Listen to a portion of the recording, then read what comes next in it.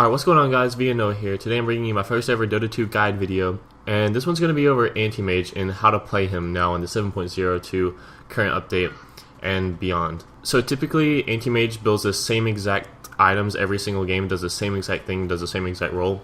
He's basically become a science now. Like, you should have Battle Fury by this time, Manta by this time, Butterfly by this time, same exact item, same exact thing. There's no variation to him, which is kind of boring, honestly.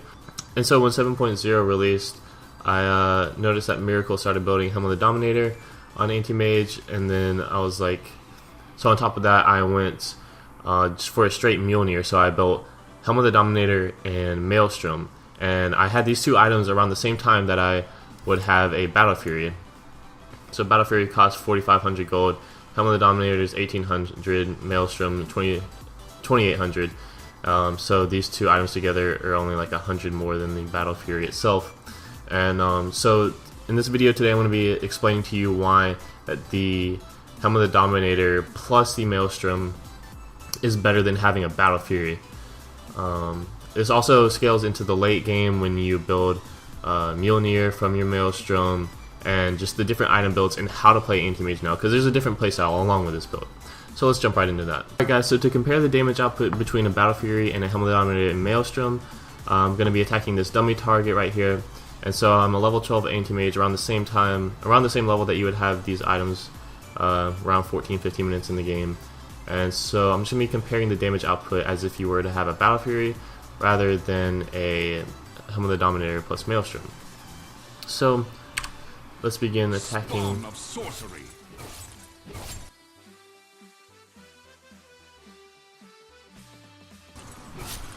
Alright guys, so after attacking this dummy for a little while, you can see your DPS is pretty much around 275, from 270 to 275 damage per second. And so decent damage per second, but now let's check out the damage per second on the Helm of the Dominator plus Maelstrom build. Alright, so now we have Helm of the Dominator and Maelstrom. We're going to begin attacking this dummy here.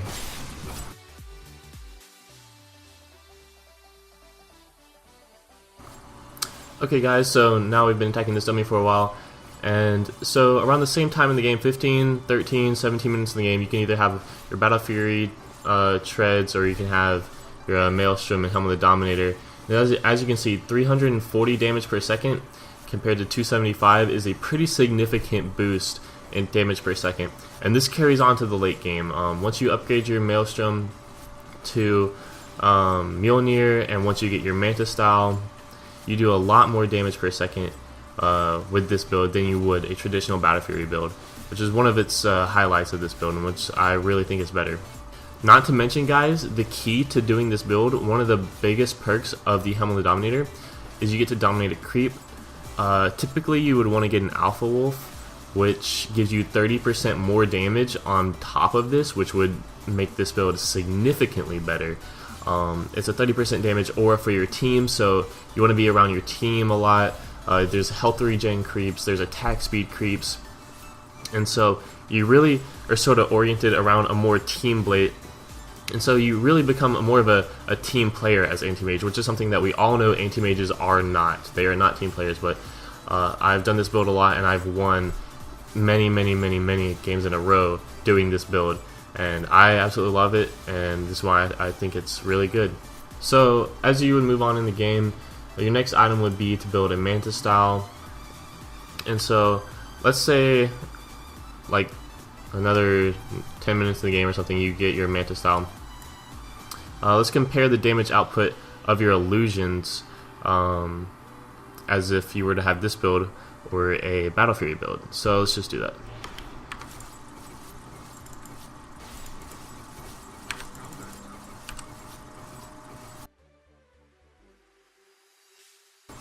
So you can see your illusions are doing around 330, 325 damage per second. Pretty good for that. Now let's sell these two items. Let's get your Battle Fury. So as you can see, if you had Battle Fury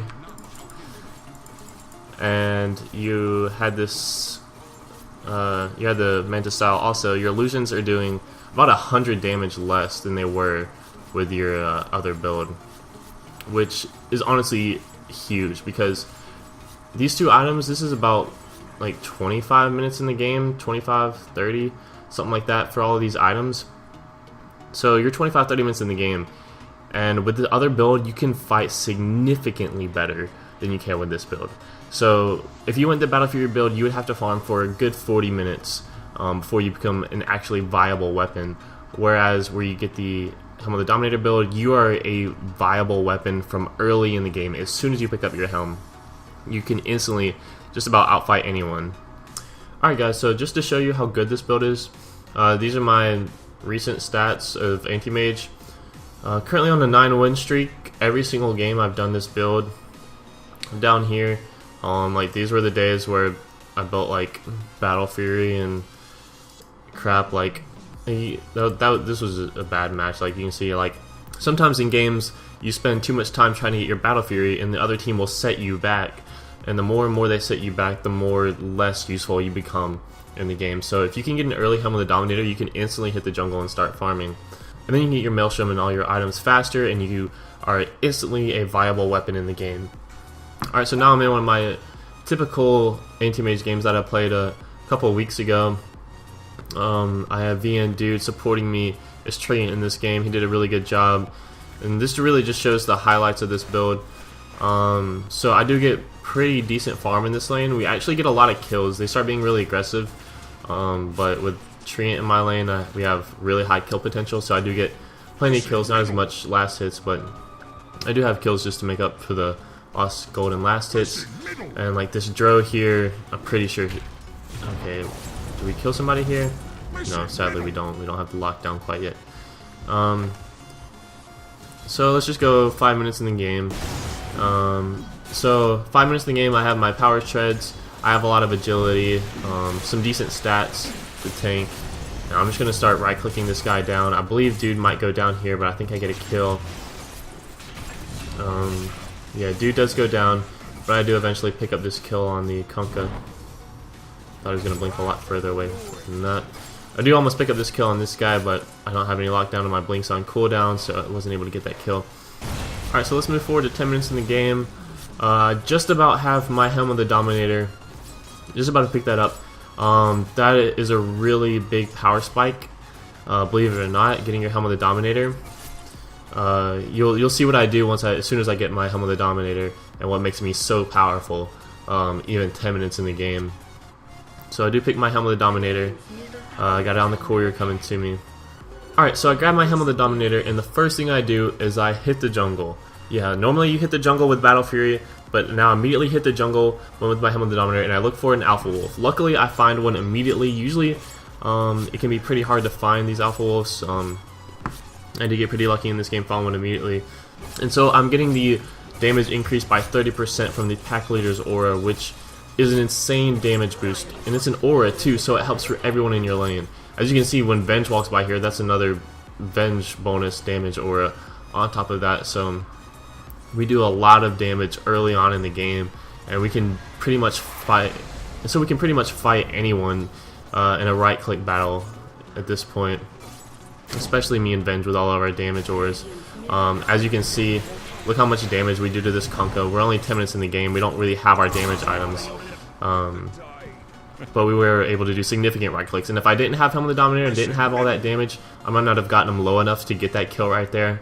Because if I had Battle Fury, by the time you build your Helm of the Dominator, Helm of the Dominator is about the same as Perseverance. It's the same amount of gold, but you get way more benefit out of Helm of the Dominator, so you're way stronger than you would be if you're going the Battle Fury build. So as you can see, we're 13 minutes in the game. I have my Alpha Wolf, I have my Helm of the Dominator and treads. I can immediately hit the jungle, and that's what I'm going to do. I'm just going to start farming Ancients at 13 minutes in the game, because you can get away with it. Your health will drop kind of low, but you have plenty of HP regen. 9 HP regen, which is insane. You can just chill for a little while, let your Alpha Wolf tank some hits for a little bit, and you'll be back up to full health in no time. And this is for if you're really having a tough lane. If you're playing against more experienced players and they notice you have an Anti-Mage on your team, they're going to want to shut you down. And so they're going to make it their sole priority just to set Anti-Mage back on his Battle Fury. But you don't even need that. You can hit the jungle because you have Helm of the Dominator and you're going for Maelstrom. It's a lot easier to build these two items than the Battle Fury. So let's go for 17 minutes in the game. I pick up my Maelstrom.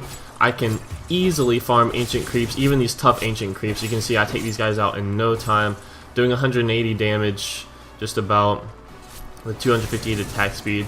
I have a lot of kill potential, and so yeah. After these two items, I'm gonna build my Manta style, and so you can see at this point in the game, where's my net worth? Very far ahead of everyone in net worth. Our team was just doing a really good job this game. As you can see, this massive damage output I'm putting on this guy. He has an intelligence. Here, so I'm going to do a little bit more damage, but as you can see, we're getting 20% bonus damage from the Venge Aura, 30% from the Pack Leader's Aura. It's such a good thing. And as you can see right there, it was the Maelstrom that actually shock charge that actually got the kill for me right there. I probably would have had to use my ulti to get that last hit on that guy right there if I didn't have Maelstrom. Alright, so 24 minutes in, I have my Manta style, and this is a huge power spike also. I'm going to demonstrate it here very soon. There's a Kunkka over here farming, and I melt this guy. Absolutely just melt him. I go on and pop my illusions. My illusions deal a ton of damage, more than they would if I would have had Battle Fury. And he goes Shadow Amulet right here, but I just tell my illusions to attack the ground right there, anything that comes out of invisibility, and I walk away, and he dies because he is really bad. And then I walk over here and I get a one tap on the Dro. She was really low. Just good positioning there on my part. And now, as you see, we're ready to push. We've got 2 pickoffs and we're ready to push. And we have 28% Venge bonus. We have 28% Venge bonus damage along with a 30% damage bonus from the Alpha Wolf, and our team just does massive damage, and we're able to just melt this tower. We're 25 minutes in the game. We don't really have very much damage items. We're just getting our core items at this point. As you can see, we're just melting these guys, and from this point on, the game goes on how it should be. I finish my Mjolnir, I get the Aegis, and I just continue melting on the entirety of the game. And so the way you play Anti-Mage now, he's more of a team player. Usually he farms for 40 minutes straight until he becomes a viable weapon in the game. Those days are over. As you can see, now he is a prominent team fighter. Really good solo killer. Everything that Anti-Mage didn't used to be with the Battle Fury build, because you're giving your team bonus 8 health regen and 10 attack speed, along with 30% damage, or another 6 HP regen from a big purple satyr, or more attack speed. And so this build is just so beneficial for your team. It's really detrimental if you're not sticking with your team here. But you're a really good fighter with this build. As you can see, I've won 9 games in a row with this build. It's really good. So it's really good, but I don't see a lot of people do it. Everyone just sticks to the Battle Fury build. I think that's really kind of boring. If you think the Battle Fury build is better, then let me know. Leave a comment. If you haven't tried this build, please try it out and let me know what you think, because I want to see more people use this build. I think it's a lot better, but I want to hear you guys' opinions, so be sure to let me know in the comments. And so yeah, that pretty much covers it for my first ever Dota 2 guide. Any more tips and tricks that I figure out in this game, I will definitely be sure to let you guys know. But yeah, just leave a like if you enjoyed, and we'll see you in the next one. Peace.